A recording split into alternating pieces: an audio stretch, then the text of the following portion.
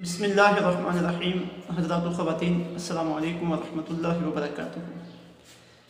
رمضان المبارک کی ببرکت ساعتوں میں دروس القرآن کا جو سلسلہ ہم نے شروع کیا، آج اس کا پہلا سبق دے کے میں آپ کی خدمت میں حاضر ہوں۔ درس قرآن کے لیے ہم نے دو مقدس سورتوں کا انتخاب کیا ہے۔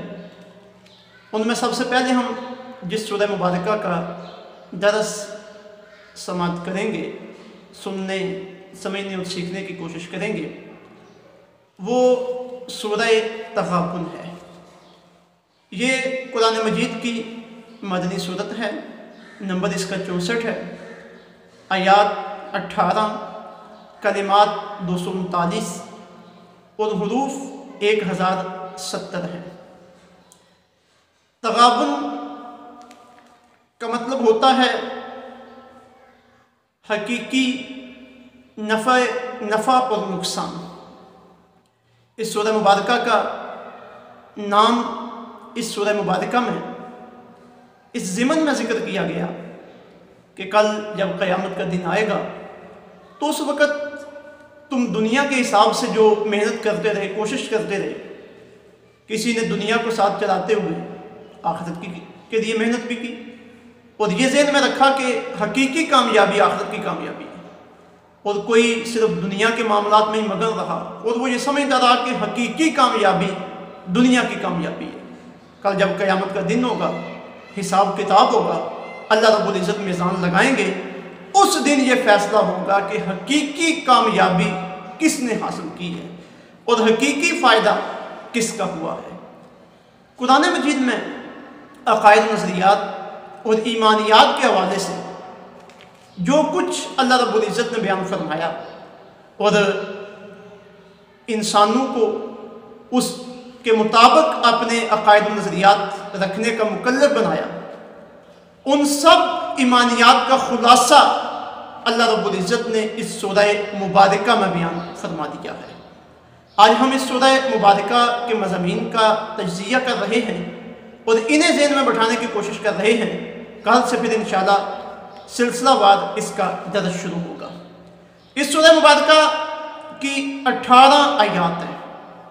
اور ان 18 آیات میں جس ترتیب کے ساتھ عقائد و ایمانیات اور ان کی دعوت بیان ہوئی، وہ اختصاراً میں آپ کی خدمت میں عرض کر رہا ہوں۔ اس کی پہلی 4 آیات طیبات عقیدہ توحید کے بیان پر ہیں، اور ان کا آغاز ہو رہا ہے اس بات سے کہ اس کائنات کی ہر چیز اللہ رب العزت کی تسبیح بیان کرتی ہے، اور ہر چیز اللہ رب العزت کے سامنے اپنے سر کو جھکائے ہوئے ہے، اور اس نے اپنی ساری مخلوقات میں سے سب سے اعلیٰ، سب سے عرفہ اور سب سے خوبصورت ترین مخلوق انسان کو بنایا ہے۔ لیکن انتہائی افسوس کی بات ہے کہ باقی تو ساری مخلوقات اس کے سامنے اپنے سروں کو جھکائے ہوئے ہیں، لیکن انسانوں میں سے کچھ کافر ہیں، کچھ انہیں اختیار دیا گیا تھا، ارادے کی آزادی دی گئی تھی، لیکن کچھ انسانوں نے اس کا غلط استعمال کیا، اور پھر یہ بتایا گیا کہ تمہارے سارے اعمال اللہ رب العزت کی نگاہوں کے سامنے ہیں۔ اس کی عظمت اور طاقت یہ ہے کہ وہ تمہارے دلوں کے رازوں کو بھی جانتا ہے۔ عقیدہ توحید کے بیان کے بعد اگلی 2 آیات طیبات، آیت نمبر 5 اور آیت نمبر 6، یہ عقیدہ رسالت پہ ہیں، اور ان کا ذکر پہلی قوموں کی طرف جو رسول بھیجے گئے ان سے کیا گیا کہ ان کی طرف ہم نے رسول بھیجے، انہوں نے جھٹلایا اور کہا کہ یہ تو ہماری طرح کے بشر ہیں، کیا ہم انہیں اپنا قائد مان لیں، انہیں ہم نبی مان لیں، ان کے پیچھے چلنا شروع کر دیں؟ جب انہوں نے یہ کام کیا تو پھر ان پہ اللہ کا عذاب نازل ہوا۔ تو بات یہ سمجھائی جا رہی ہے کہ میرے آخر الزمان نبی جناب سیدنا محمد مصطفیٰ صلی اللہ علیہ وسلم، آپ کی تشریف آوری ہو گئی ہے، اب تمام عقائد و نظریات کو ترک کر کے ان کی رسالت کا اقرار کر لو اور ان کی نبوت کے پیروکار بن جاؤ۔ اور اس کے بعد اگلی آیت نمبر 7 اور آیت نمبر 8 میں عقیدہ آخرت کا ذکر کیا گیا۔ وہ لوگ جو عقیدہ آخرت کے منکر تھے، اور اس میں ہم اپنے دور میں بھی لے لیتے ہیں کہ وہ لوگ دنیا داری کے زیر سایہ جن لوگوں کا عقیدہ آخرت کمزور ہو چکا، بڑے زوردار انداز میں اور کئی تاکیدوں کے ساتھ عقیدہ آخرت کا بیان کیا گیا کہ ایسا ہوگا، قیامت آئے گی، اور جو کچھ تم دنیا میں کر رہے ہو اس کا حساب تمہیں قیامت کے دن چکانا ہوگا۔ اس کے بعد آیا 9 اور آیا نمبر 9 اور 10 میں ذکر کیا گیا، جو پہلے 3 عقائد بیان ہوئے تھے، زوردار انداز میں ان پر ایمان لانے کی دعوت دی گئی کہ توحید پر ایمان لاؤ، رسالت پر ایمان لاؤ، آخرت پر ایمان لاؤ، اللہ اور اللہ کے رسول صلی اللہ علیہ وسلم کی اطاعت کرو۔ اور اس کے بعد آیہ نمبر 11 سے لے کر آیہ نمبر 15 تک ان ثمرات کو بیان کیا گیا جو عقیدہ توحید کی توحید، رسالت اور عقیدہ آخرت پر عمل پیدا ہونے کی وجہ سے قیامت کے دن بندہ مومن کو ملنے والے ہیں۔ وہاں ہار اور جیت کا فیصلہ ہونے والا ہے، اور جو اہل ایمان ہوں گے وہ اس میدان میں جیت جائیں گے، جو اہل کفر ہوں گے انہیں وہاں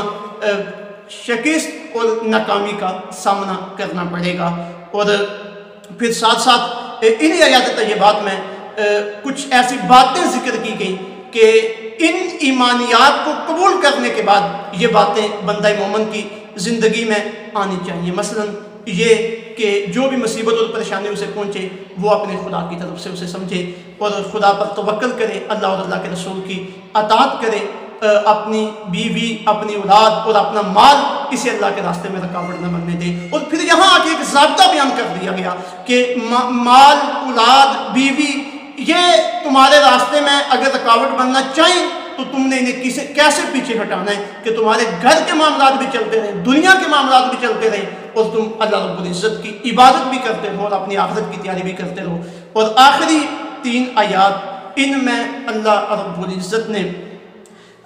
ایمان کے تقاضوں کا ذکر کیا کہ جب تم ایمان لے آئے ہو تو اب ایمان کے تقاضے کیا ہیں، ان کا مختصراً ذکر اس طرح کیا گیا کہ جتنا ہو سکے تقوی اختیار کرو، اللہ اور اللہ کے رسول کی اطاعت و فرما برداری کرو، اور اللہ رب العزت کی بارگاہ میں اپنا مال خرچ کرو، اسے قرض حسنہ عطا کرو، وہ کرم نوازی فرمائے گا، تمہیں معاف فرما دے گا۔ اللہ رب العزت ان مضامین کو پیش نظر رکھ کر سمجھنے کی توفیق عطا فرمائے، ان پہ عمل پیرا ہونے کی توفیق عطا فرمائے۔ ان مضامین کو اگر آپ اپنے سامنے رکھیں گے تو آئندہ جو ہمارا دروس کا سلسلہ چلنے والا ہے اسے سمجھنا آپ کے لیے آسان ہو جائے گا انشاءاللہ العزیز۔